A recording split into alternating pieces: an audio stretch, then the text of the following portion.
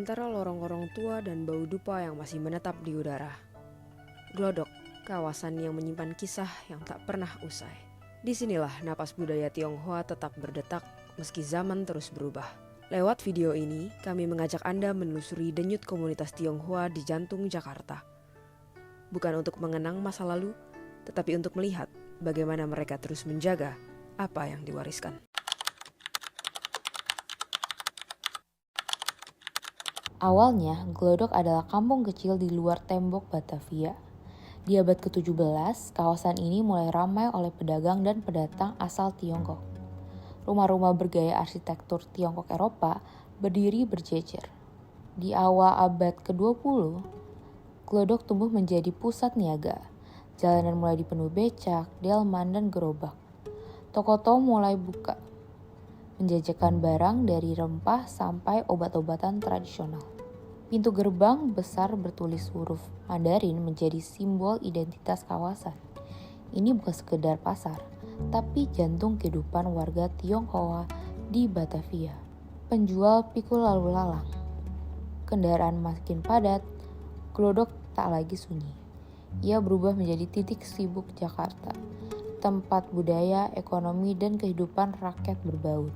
Masuk era modern, mobil mulai menggantikan becak. Kanal tetap mengalir di samping jalan, tapi gedung-gedung baru berdiri menggantikan toko lama. Glodok terus berubah, tapi sejarahnya tetap hidup di setiap sudut jalan. Jadi saksi bisu perjalanan panjang kota Jakarta. Kawasan di Jakarta Barat ini bukan cuma terkenal sebagai surganya kuliner dan elektronik.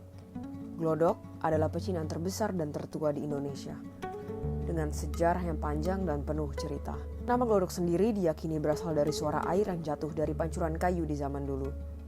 Suara itulah yang akhirnya menginspirasi nama kawasan ini. Ada juga yang bilang nama ini berasal dari bahasa Sunda, Golodok, yang berarti pintu masuk. Karena dulu, Glodok adalah gerbang menuju kerajaan Sunda.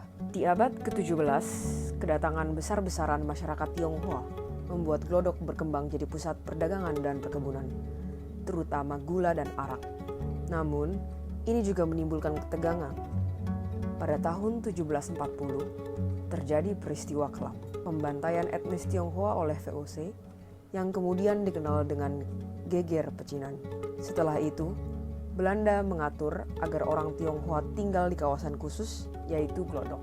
Sejak itulah, Glodok menjadi pusat komunitas Tionghoa, tempat mereka berbisnis, tinggal, dan menjaga warisan budaya. Tahun 1970, Glodok bertransformasi jadi pusat elektronik terbesar di Asia Tenggara. Orang-orang dari Jakarta hingga luar kota datang ke sini untuk membeli berbagai macam peralatan elektronik, seperti televisi, kulkas, sampai radio. Sayangnya, kini pesonanya mulai redup karena tren belanja digital yang marak di masyarakat. Tapi Glodok tetap hidup. Gang Gloria, Petak 6, hingga Petak 9 masih ramai dengan aroma jajanan legendaris. Dan di balik ruko-ruko tua, tersimpan memori yang terus hidup tentang keberagaman, perjuangan, dan budaya yang tak lekang oleh waktu. Apa yang diwariskan?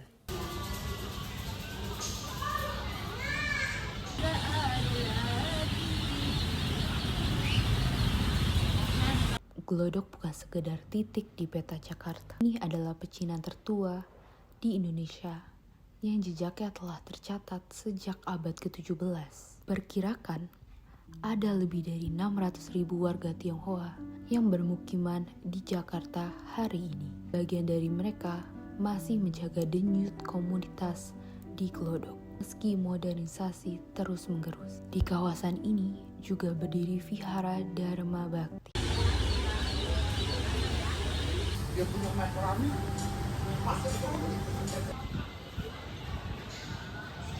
Salah satu yang tertua di Indonesia. Disinilah generasi demi generasi Tionghoa tinggal, berdagang, berdoa, dan tumbuh.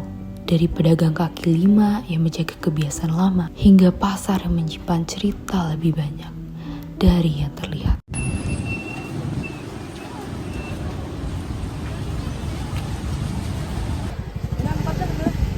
Campur? Ya, campur. Boleh juga ya?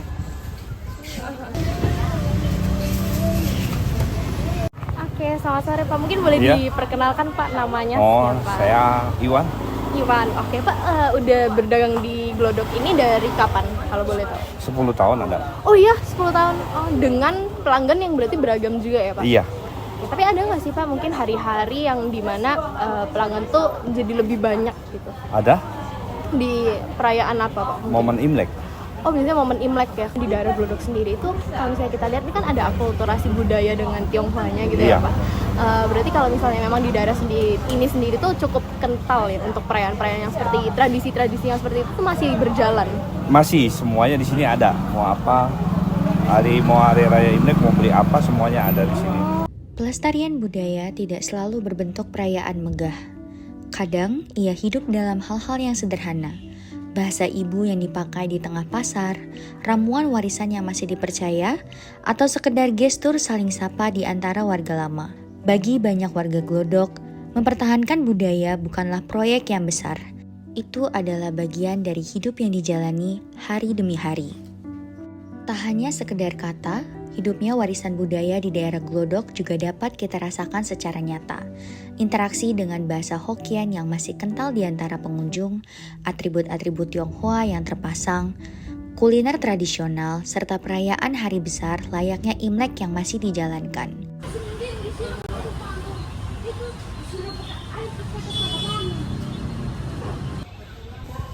Di balik gegap gempita pasar dan toko, ada ruang yang sunyi dan sakral, Vihara Dharma Bhakti, salah satu yang tertua di Jakarta, masih menjadi tempat doa dan harapan. Saat kami datang, bangunan baru di bagian depan masih terlihat dikunjungi beberapa orang-orang tua bahkan pelancong dari luar negara yang melakukan sembahyang rutin. Di samping itu, pengelola vihara mengatakan pada hari-hari perayaan seperti hari lahir Dewi Kwan Im, pengunjung juga bertambah dan turut meramaikan suasana. Meski sempat dilalap api, vihara ini tidak serta-merta mati, namun justru bangkit dengan semangat yang sama. Menjaga warisan bukan hanya yang terlihat, tetapi yang juga dirasakan. Tempat ibadah seperti inilah yang menjadi simpul spiritual dan kultural. Ia bukan hanya tempat sembahyang, tetapi juga ruang ingatan kolektif. Tapi waktu tak berhenti. Kota berubah, masih berganti. Dan pelestarian tak lagi sekedar bertahan, tapi harus menemukan bentuk barunya. Generasi muda punya pilihan, lupakan atau meneruskan. Sayangnya, berdasarkan informasi yang kami peroleh di vihara, generasi muda tak lagi banyak yang menjalankan tradisi sembahyang. Orang tua yang pasif dalam menurunkan tradisi dan tata cara sembahyang menjadi faktor utama memudarnya warisan budaya pada generasi muda. Di samping itu, di daerah Jawa khususnya, beberapa keluarga bahkan telah kehilangan kemampuan untuk menggunakan bahasa ibunya. Pelestarian tradisi kian menghadapi tantangan ketika beberapa keluarga tak lagi utuh. Ketika orang tua yang berperan menjadi penyatu sanak saudara tak lagi di dunia, sejumlah orang pun turut kehilangan alasan untuk berkumpul dan menjalankan tradisi bersama. Hal ini juga yang dialami oleh salah satu narasumber kami.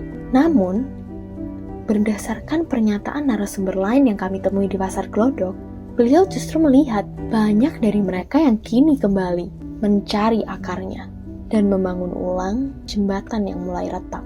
Kenapa Glodok itu salah satu tempat yang spesial buat budaya Tionghoa? Kalau menurut saya, kenapa Glodok tempat spesial ya, utama ya. Kalau di Glodok tuh udah ratusan tahun, puluhan tahun ya hitungannya gitu kan. Mereka udah ada budayanya di sini. Makanya terkenal juga di sini, udah semuanya di sini jadinya. Setiap orang yang menjejak di bumi Nusantara pasti mengalami asimilasi. Hanya bagaimana tekad kita untuk mencari tahu dan melestarikan akar dari mana kita berasal, tuturnya. Masalahnya, orang sekarang enggan mengakui akarnya. Sebagian menganggap tradisi itu kolot. Sebagian lain memilih untuk mengikuti perkembangan zaman dan budaya baru yang mengekor di belakangnya. Sambung beliau. Kota yang terus berlari, Glodok tetap berjalan pelan, tapi langkahnya pasti.